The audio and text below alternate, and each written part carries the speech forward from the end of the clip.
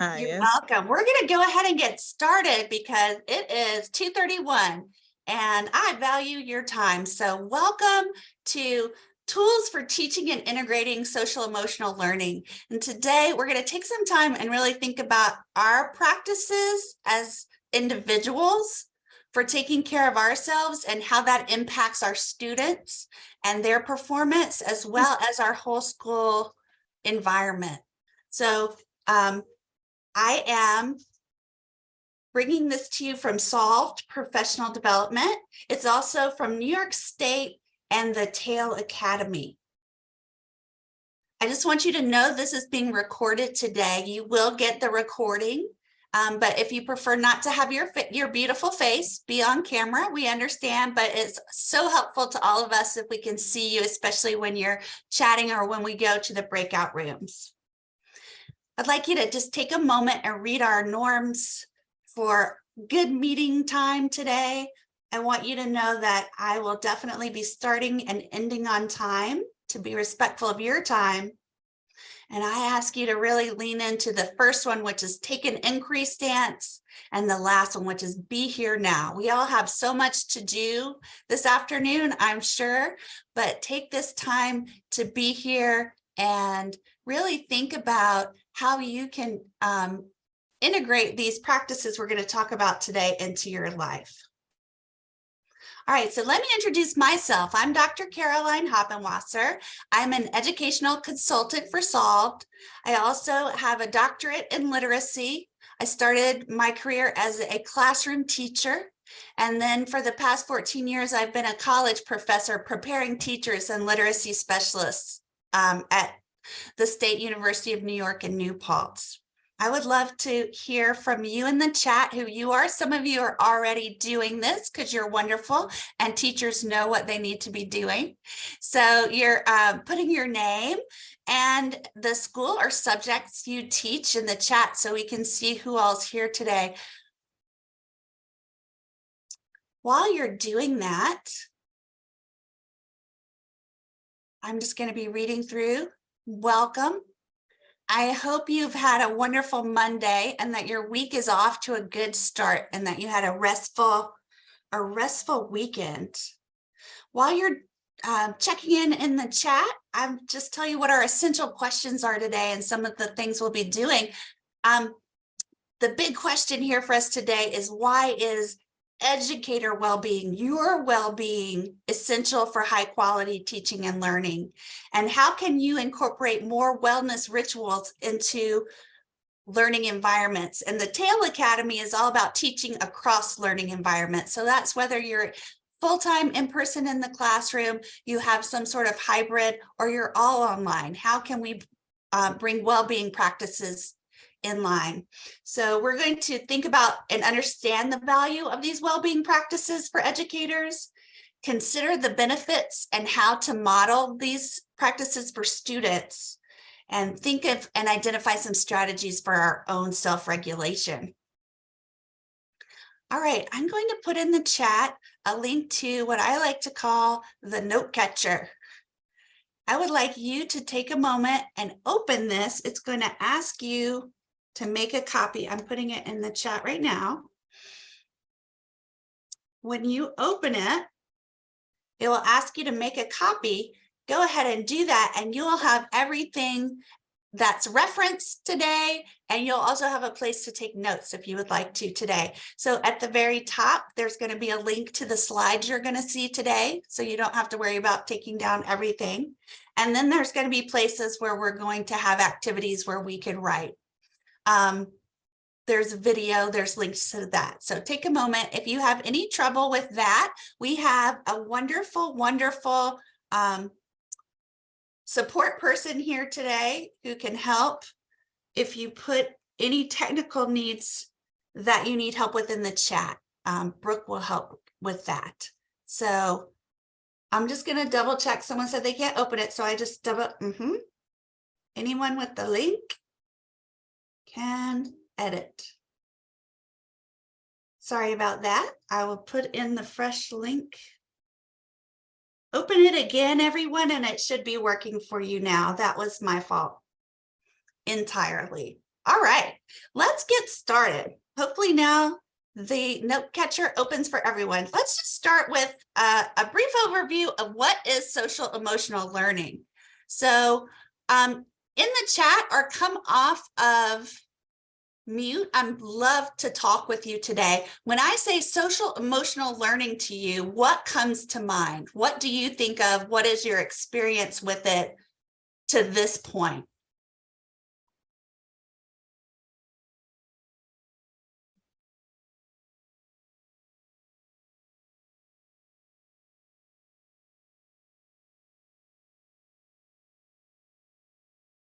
What does social emotional learning bring to mind for you?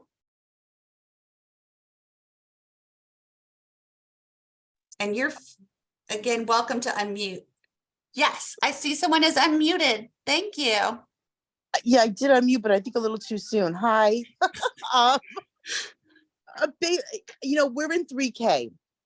So it's a little different, the social and emotional.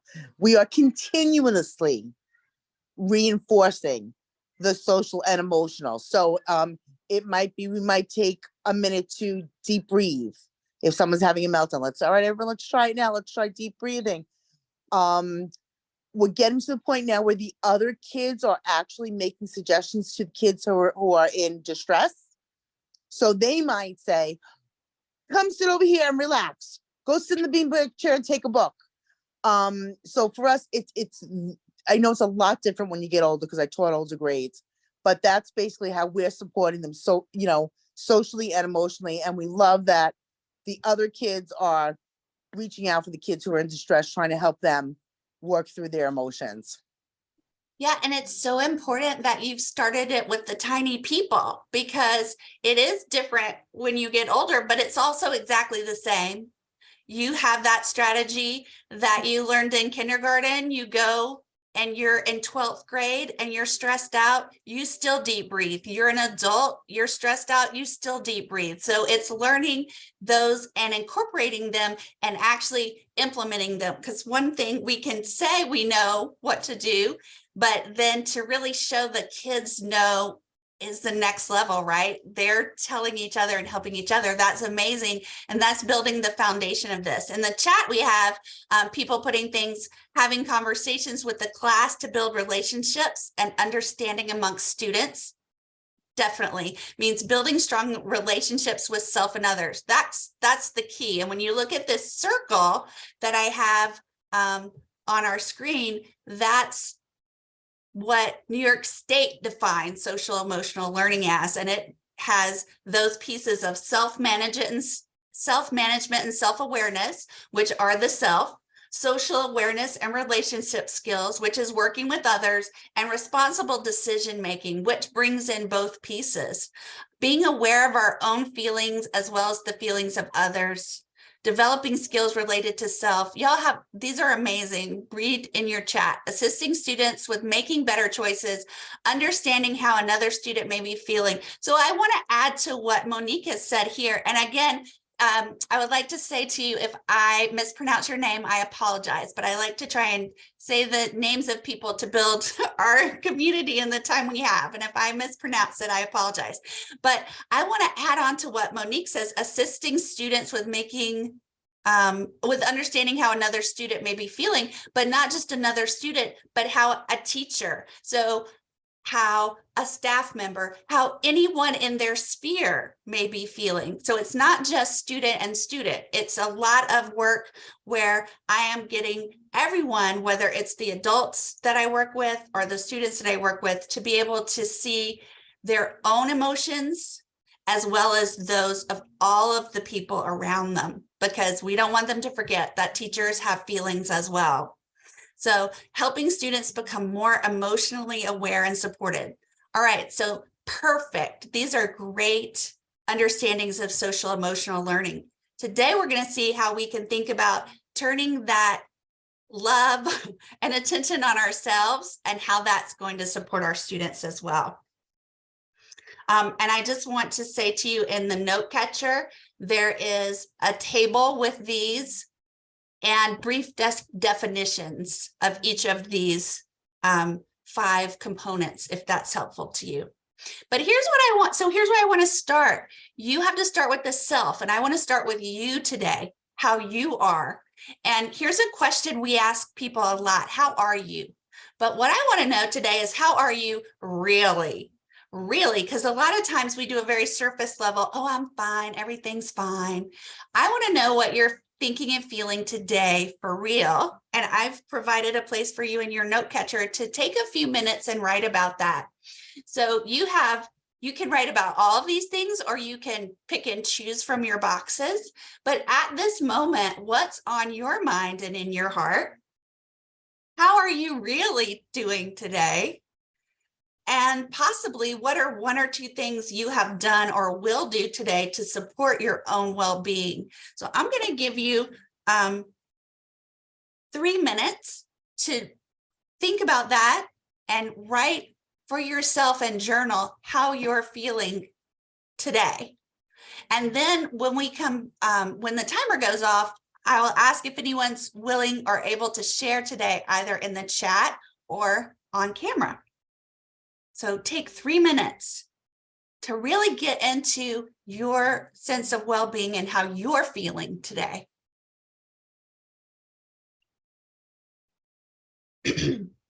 And if people just came in, I have put a note catcher in the chat again to help you. It has these prompts.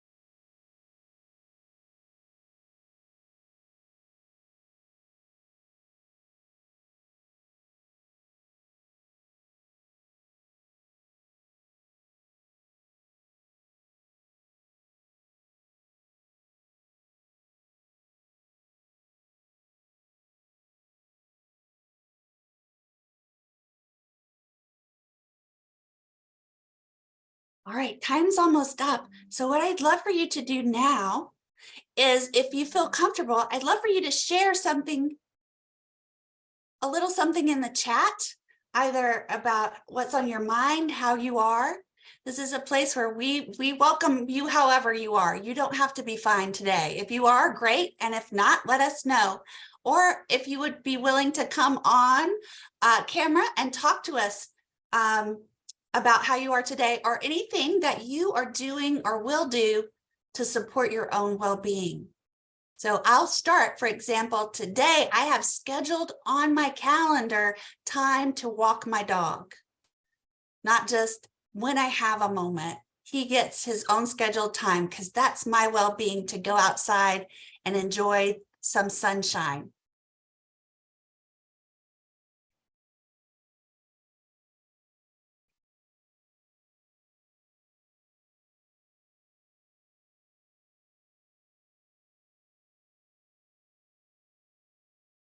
Is there anyone willing to come on and share with us If not, I know you're out there typing into the chat.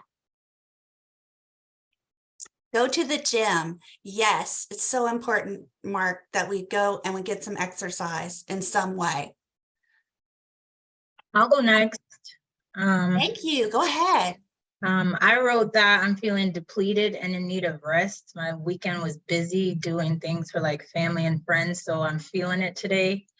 But I'm gonna deal with it because later tonight I'll get to have dinner with my dad who's in town from Jamaica and my brother who's in town from Florida. So I'm really looking forward to that. Oh, nice. You have people who are going to fill you up. That's Yes. so important to know that that's one of the ways you refill yourself is with your family. Thank you so much for sharing. Thank you. Nadia says she's starting to feel the burnout from state test prep. And I bet a lot of people are starting to feel that. It's that time of year. So, and trying to get the newcomer L's ready for, oh gosh, so much for the NISLAT. But she's full of energy and getting ready to start a productive work week. All right. And she's going to make time to work, to relax and connect with children. So again, that's like what Kenya was saying, a connection, journaling daily, going to the park and walk, enjoying the warmer weather. Oh my gosh, I want to have a private conversation with Vanessa about doll collecting. But your hobbies, you've got to find time for them. Mental cleanup, and my goal is to schedule healthy eating. Yeah, how do we build all of those things in? Morning park walk, crystal collecting. I love y'all's collections. Taking a hot bath at the end of the day. Now, these are all amazing things that I hope you have put scheduled on your calendar. And they're not only going to help you, they're going to help others in your life. So let's, oh, wait, mindfulness moment. Let's take a little brief break together and do 2 deep breaths. And so I have throughout this some mindfulness cards, and the link to them is on your note catcher, but you can have these for your class or individually, and you just follow the line together. So everyone, let's stop, and together let's inhale slowly, follow my arrow up this blue line. Breathing in all the way to the top, slowly, slowly breathing out. And I want you to think about breathing not into your chest, but deep into your belly. Breathing in to the belly, breathing out. This is something you can do individually with your whole class. This is something that's good for tiny people, but also can be used without being stupid for older people. It's wonderful. All right, now let's talk about why it matters that we have in place skills for you as educators. You don't have to read the whole thing. I'm going to tell you the highlights. Teachers are more likely than the general population to experience job-related stress and symptoms of depression. 1 in 4 teachers considered leaving their jobs by the end of the 2021 school year. That first COVID year, at least 1 in 4, probably more. And here's the big kicker. Adult well-being has an effect on student well-being, on motivation to learn, overall school climate, and student academic performance. So instead of it being selfish for you to take care of yourself, you are actually being a better teacher by taking care of yourself. So what I want you to come away from is some of you may have the mindset of this 2nd grade teacher from upstate New York who was very exhausted when students came back from COVID because everybody had to relearn how to be together in the building. And so she felt so exhausted, she didn't feel like she had time to take care of herself. So many teachers across New York can identify with that, across the world. The sentiment of being too exhausted, helping students recover from challenges to help themselves. But we want to remember the reverse is true. If I help students reinvest in my own social and emotional health, I am helping students. Every time I stop and help myself, I am helping students. All right, so we're going to watch a little bit of this SEL for teachers, in particular, the role of mindfulness. So your job is to listen to what resonates for you and how this might apply to your teaching situation. Can y'all really for real go now? It's 2:50. Okay, so here's what I ask when I start the video. If you could just let me know in the chat that you can hear it, whether you can hear it or not, to make sure I've shared it correctly.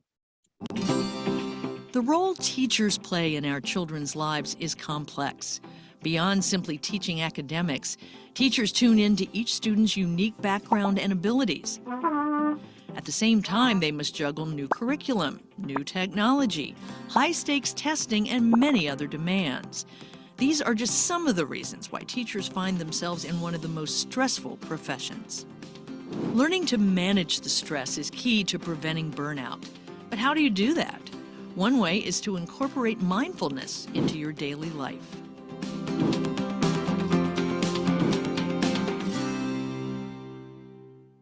I really like the definition of mindfulness by John Kabat-Zinn, who said that mindfulness is living in the present moment on purpose, non-judgmentally. And he often adds, as if our lives depended on it. And in some respects, our lives do depend on it, because it is that capacity to be aware of ourselves and to recognize, wow, I am here, but I'm not really here. I'm in this classroom with 24 children, but my mind is finishing an argument that I had with my spouse last night. Or my mind is worrying about what my teenage child might have gotten into last weekend. Or my mother is ill and we're struggling with whether she's going to have to go into some kind of a facility. I mean, these are things that all people in all professions have to deal with. But when you're a teacher and you're in the presence of 24 young people, and if you're not completely there, all kinds of things can go awry. So mindfulness is not about replacing negative thoughts with positive thoughts, or forcing our thoughts to be different or to have fewer thoughts. It's really about applying the medicine of awareness and non-judgmental presence to the activities of the mind. So for example, if a thought drifts in about, I'm worried about what's going to happen 6 months from now with my work situation, for example, I could go into that story and go into ruminating and worrying and really live there and kind of see the scene play out of whatever it is that I'm concerned about. Or I could just notice that thought, that I'm worried about the future, and then come back to the breath, come back to this very moment right now. What am I feeling? And shift the relationship to the thinking so that I'm not just fully fused with it and following the train of thought. When we think about it, when are we most stress-free? I would argue that we're most stress-free when we are living in the moment on purpose, non-judgmentally.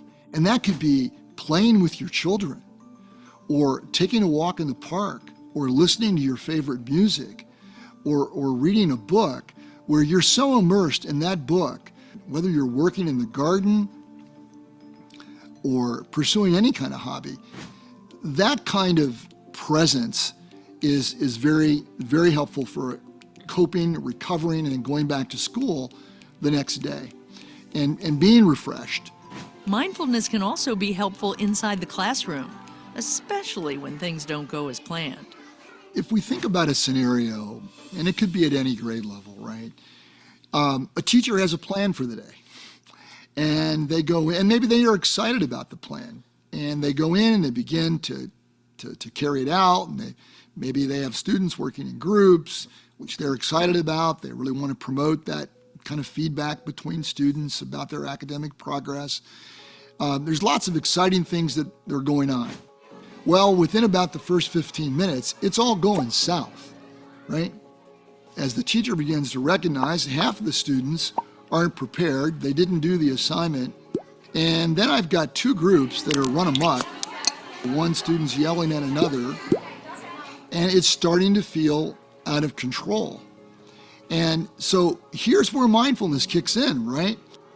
Because if it doesn't, one can get so caught up in all of that that the stress begins to build, and then I'm not doing a good job of emotional management myself. Now I'm part of the problem. I'm yelling at the kids. I'm telling them how frustrated I am that they can't get their work done. Or by the way, I could also go silent. I could go just, this is, just sit down and just let it all play out because I'm not frustrated. But all of that can be best mediated if one can stop, take a moment, observe, and make a decision about how to get this back on track. It might be a decision to say, everyone just stop, please. Put your pencils down and just be with me for a moment. And in a calm voice, sort of talk it through, maybe even take a moment to engage students in a mindful activity, putting their heads on their desk and or whatever it happens to be, is a more humane and a more intelligent and ultimately more helpful solution. But failing to recognize what your mind is doing and how it's going to cause you to act, very problematic. Mindfulness is our way out. As Michael Singer, the author of The Untethered Soul, once said, and he said, look, when you learn to be aware of your thoughts, when that becomes primary, being aware of your thoughts more than thinking about your thoughts, that's your way out. That's the door to freedom. Mindfulness is an effective way to manage stress, prevent burnout, and to be present, both at work and at home. For more information, check out the Ohio Department.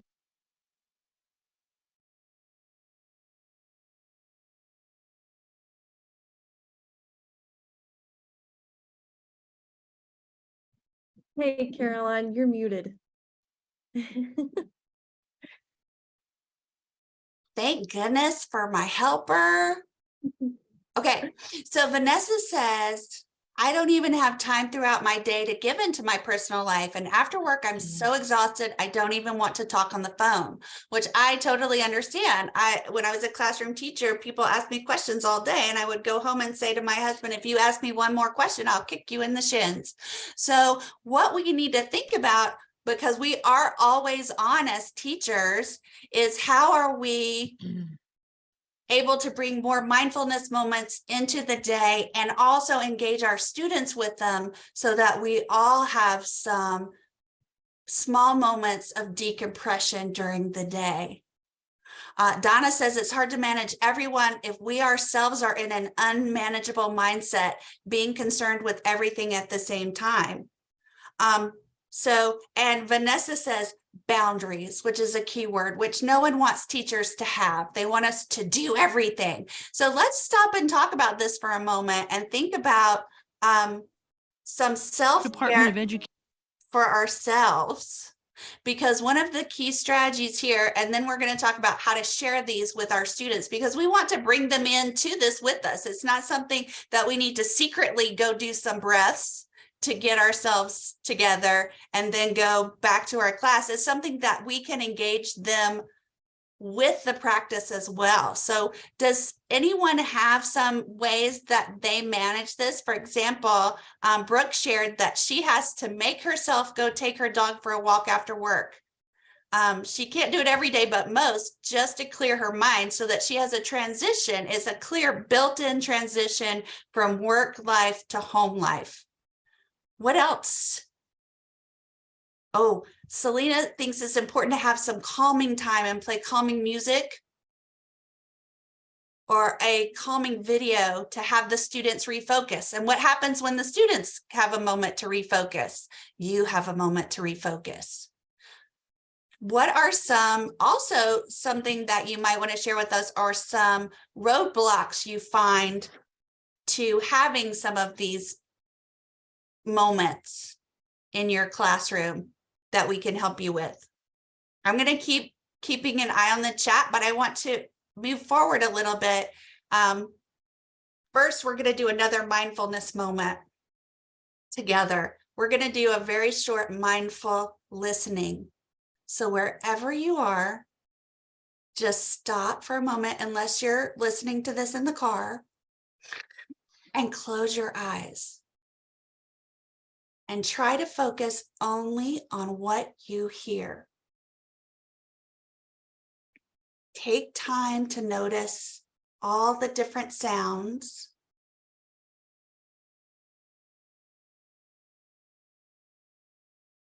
Notice where the sounds might be coming from and what they might be.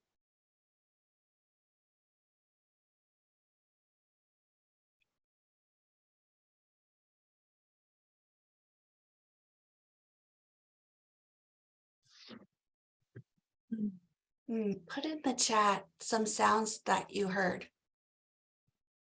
Vanessa has trained her mind to let go in transit, because when she sets eyes on her husband and her son, she wants to enjoy them.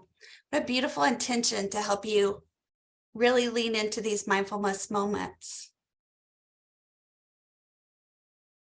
I heard, and the key to doing this mindfully is hear without judgment or feelings about it. So a lot of times we hear things and we're like, what did I noise?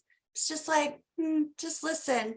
Selena heard her dog crunching and munching on her bone. That to me is a great sound.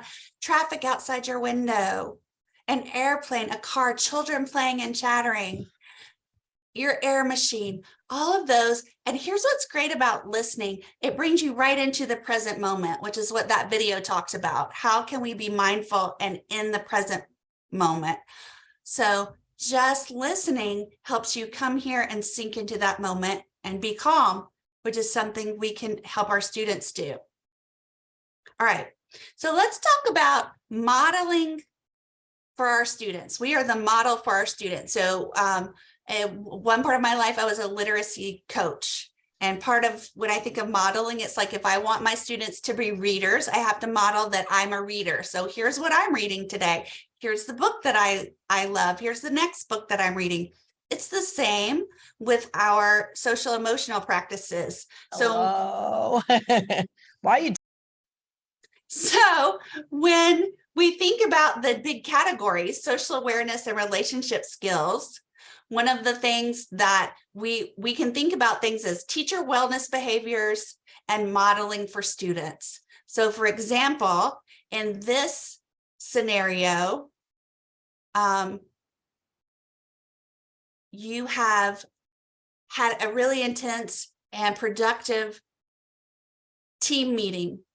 You share with students the problem you worked on, how you work together to solve it, and be specific about how you listened to others' perspectives and showed empathy, so that you're modeling how you do this with others, as well as with the students in your classroom. And for each of these, I just have a little a thing to help you remember. So we're thinking about relationship skills. What are you doing with teachers in your building that you can share with students? And how will that be adjusted by grade level? When we think about self-awareness and self-management, we're thinking about our emotional barometer. I came to school today, I was stressed, my car broke down.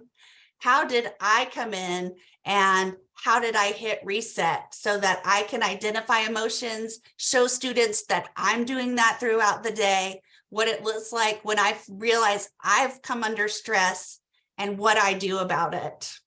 So again, not just we're going to stop and do some mindfulness practices, but you modeling as the teacher, I've noticed I'm anxious. Here's what I do when I'm anxious.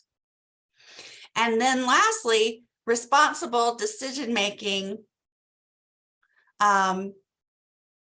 thinking about what our decision-making process is for our class and sharing the decision-making process, share the why of what you've decided and how you believe it will impact them, as well as different ways to model that process. So here's the problem I had to decide, and here were the solutions that were possible, and here's the one I chose and why. And if you want more information about that, I'll talk to you about the other courses in this SEL module at the end of our time. But the important part here is that you're taking time to make explicit to students how you're making these decisions, and as well as asking them to do the same. So let's look at some protective factors that build teacher resilience. And then I'm going to give you some time to look at some resources today that I've put together from the Tail Academy that can help you think about building your resilience and therefore having great strategies to model for your kids. So these are some that have been listed as being super helpful for teachers in building their resilience. You probably can look at some of these and know which ones you have a lot of skills for and some that you might want to develop more skills for. And what we're going to do now is I'm going to give you the opportunity to look. I'm putting the link to a Padlet into the chat. I'm going to show you what this looks like. So our Padlet has 3 boxes, but each of these resources has many, many hyperlinks so that you can, this one you're going to have to scroll down to this table, but it has that table I just showed you of the protective factors, and it has a different idea or multiple ideas for each of those. You might try out the Supporting School Wellnesses Toolkit, which has for a whole section for teachers here, or you might look at why self-care matters, and it has different ideas and resources. And I'm going to give you 8 to 10 minutes to look through these, and I want you to see if you can find at least 1 to 2 that you can see yourself finding a way to implement. And at the end of your time, I'm going to put you into a breakout room. I want you to share with the members of your breakout room what new mindfulness technique you want to try and how you will model that for students. So if you have questions about those directions, let me know. But if not, your time to start, I'm going to stop sharing. Your time to start investigating this Padlet starts now.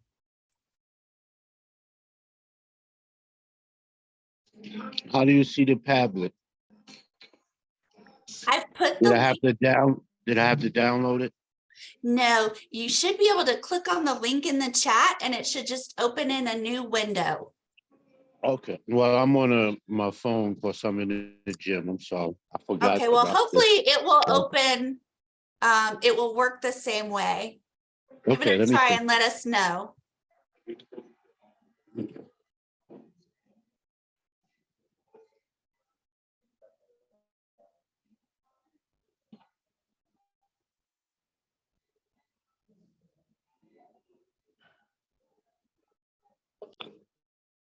Yes, it opened up.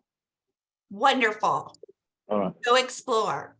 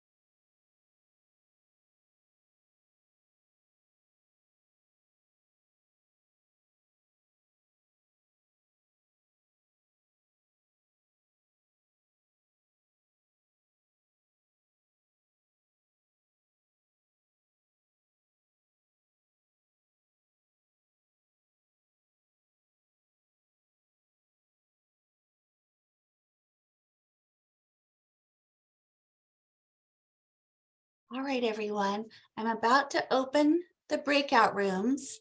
You'll just need to click to join. In your breakout room, your big question is, what do I want to try? What am I going to try for myself? How will I model it for students?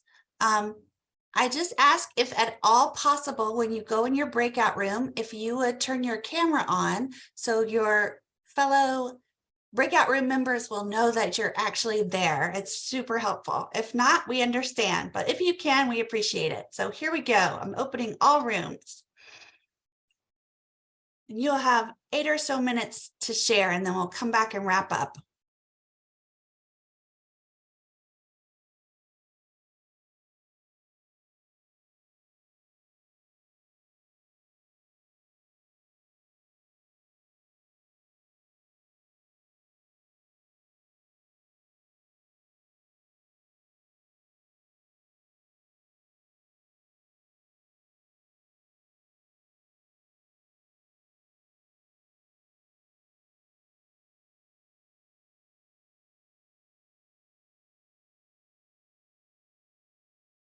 If you're having any trouble moving, let us know, and we're happy to try and help you.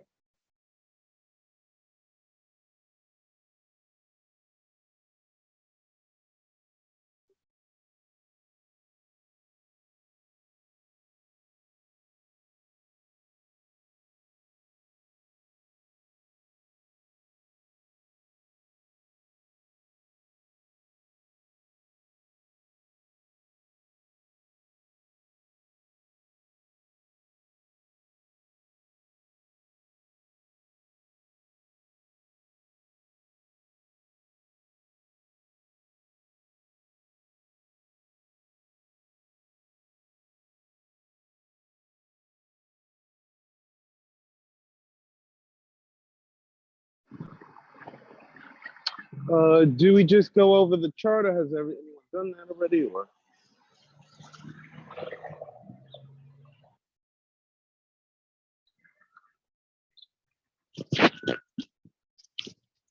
hello, hello, hello.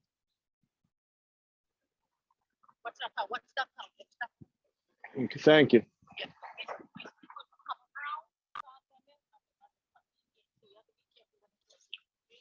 Gotcha.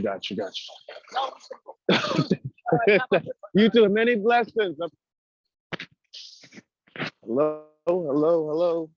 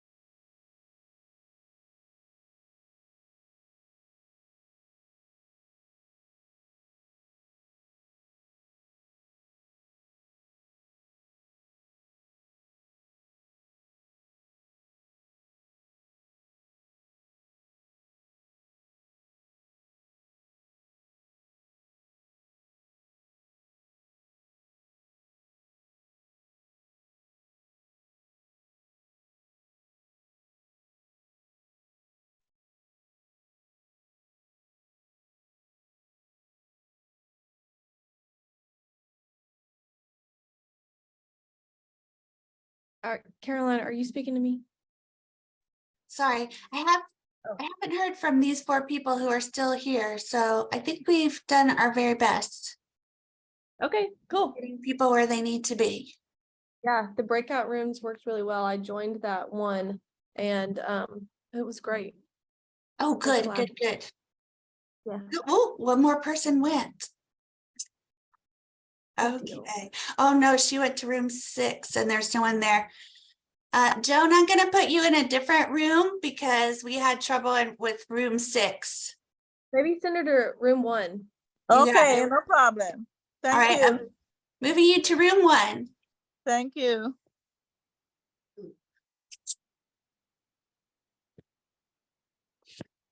Lord.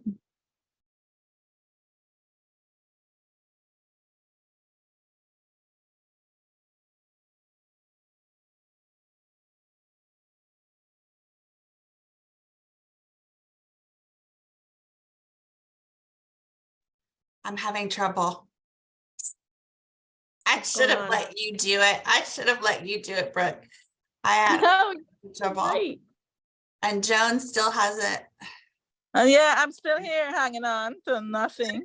Okay, I think I've got it now, Joan. I apologize. Okay, my dear, no problem. All right. Join. All right. All right. I got lost there for a minute, but It's all good. okay.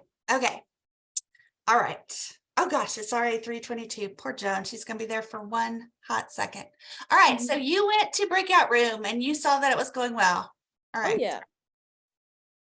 Okay. Were you able to see any times that might be good to share that we could do a clip of? I saw a few. I would say like there was more interaction in the chat than speaking. So, But it was you know, yeah. And so there's a few times that I have that I could share. okay. Yeah, this Awesome. group's very good with the chat. They're very good. Yeah. Oh yeah. I'm gonna send them to. I literally just did timestamps. Perfect. Thank I'm you. gonna send them to you so you can just take a note of them.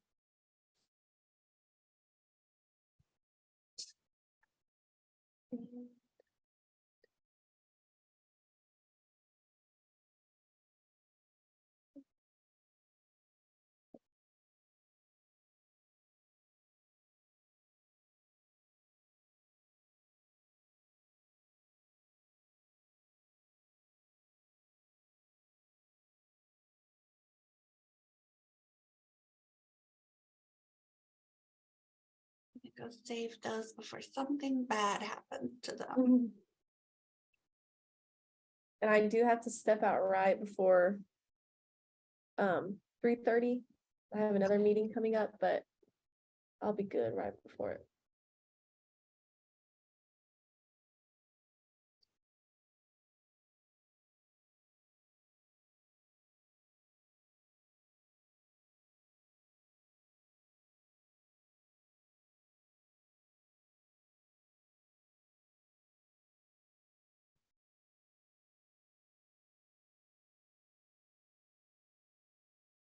Okay. All right. We should all be coming back. Let's give everyone the 15 seconds until this the rooms close. And what if you're already here, would you mind putting in the chat something that you would like to try for yourself that is a takeaway from you today? All right, everyone should be back. So everyone, please take a moment in the chat and tell us what is an action you have as a goal for yourself to try in the upcoming week. I'm going to share my screen again while you do that.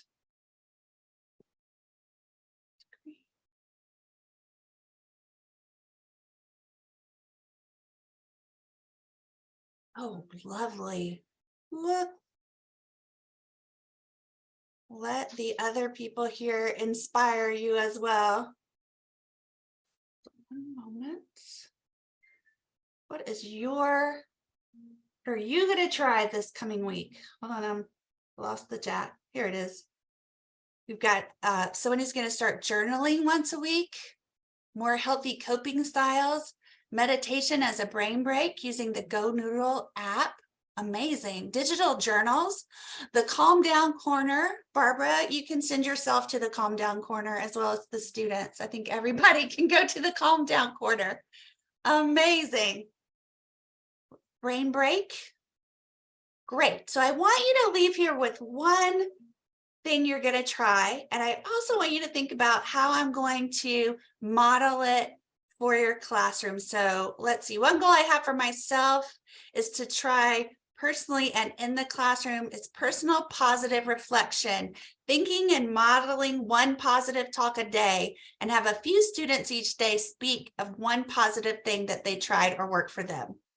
That's a beautiful example. It's a very manageable example as well. So what I want you to think about is what's something manageable you can do. So if you can have one personal positive reflection, you model one a day, and then you start asking students to do the same.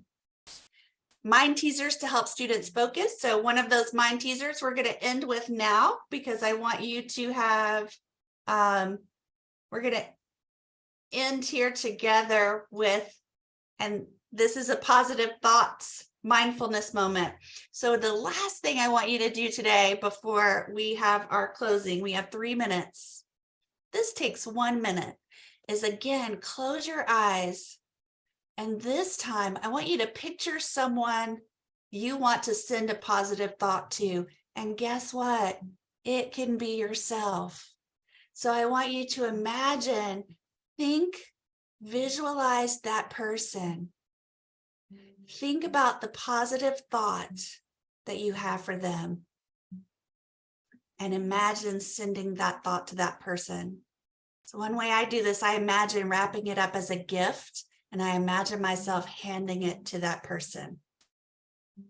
So today I'm sending my positive thought to all of you.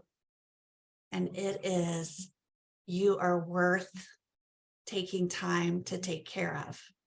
You are worth the moment it takes.